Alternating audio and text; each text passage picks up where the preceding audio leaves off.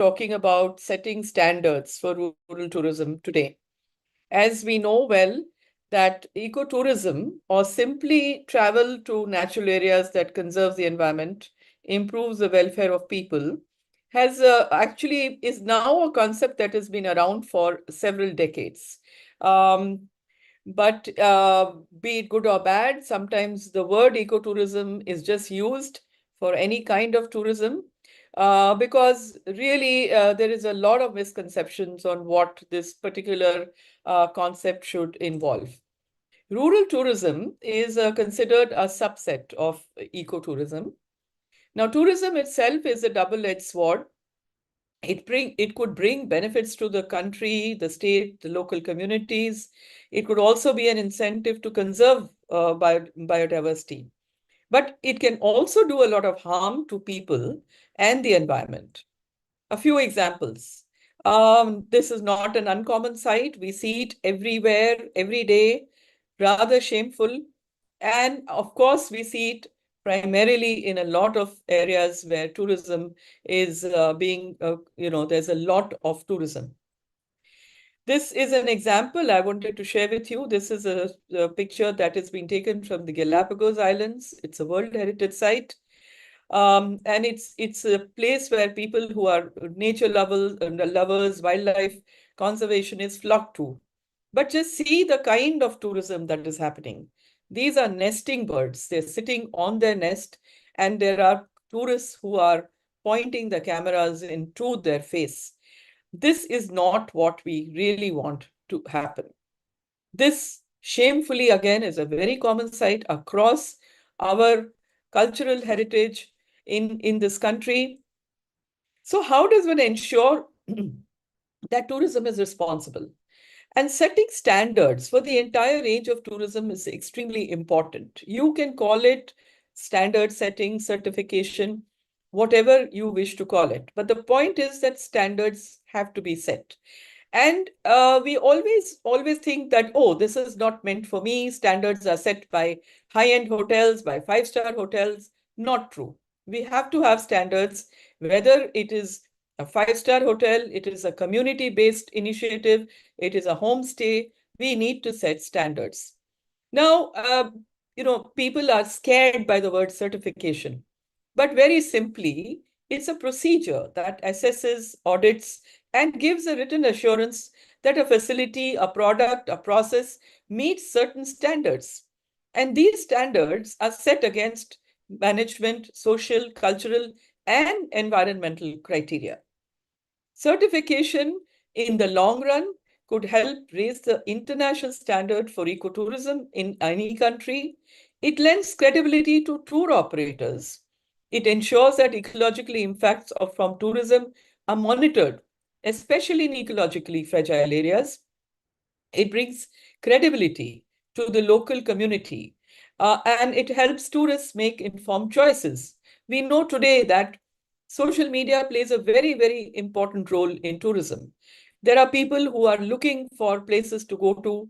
They are looking through various social media handles, and wherever, that this is where certification becomes really important, because if a potential tourist looks at a site and said, "Oh, this has been certified by XYZ," it does help the tourist make informed choices, and it actually lends credibility to the place and will, of course, in the long run, attract more tourists.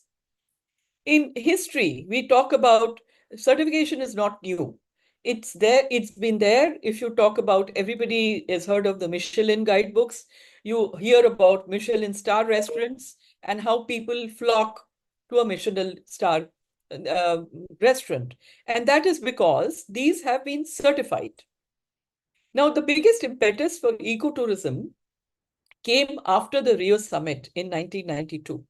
And the ISO standards were released. The ISO 14001 was released in 1996.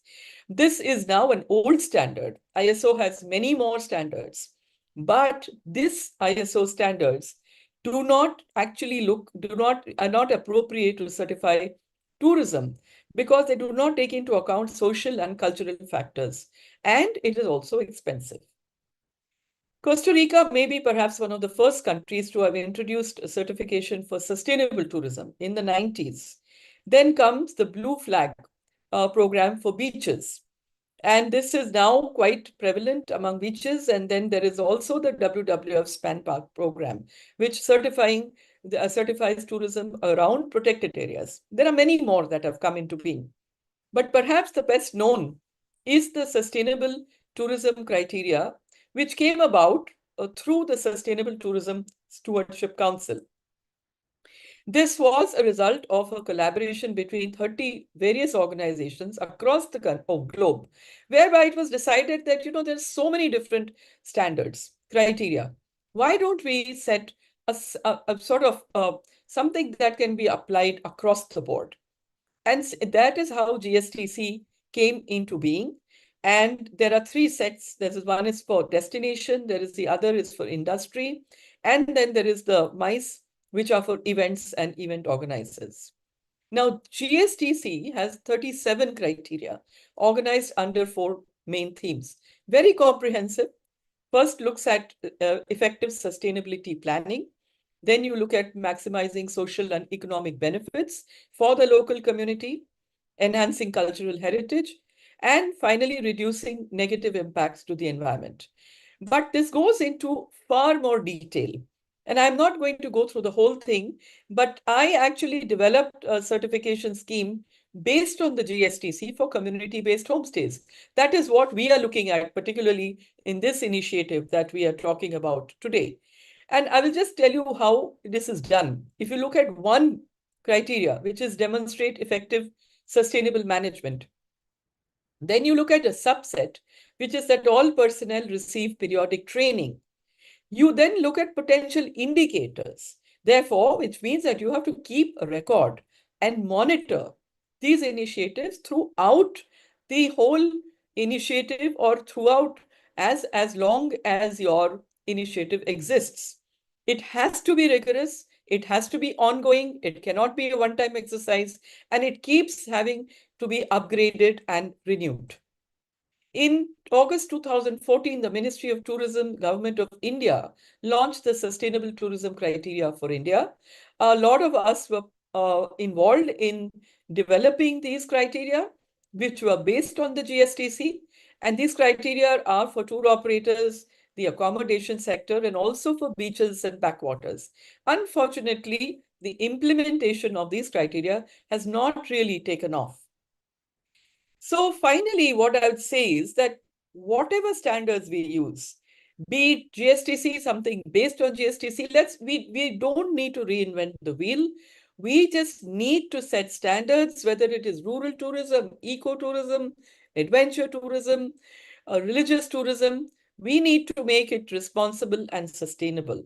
And therefore, let's work towards making rural tourism that which is responsible, sustainable through the setting up of standards. Thank you.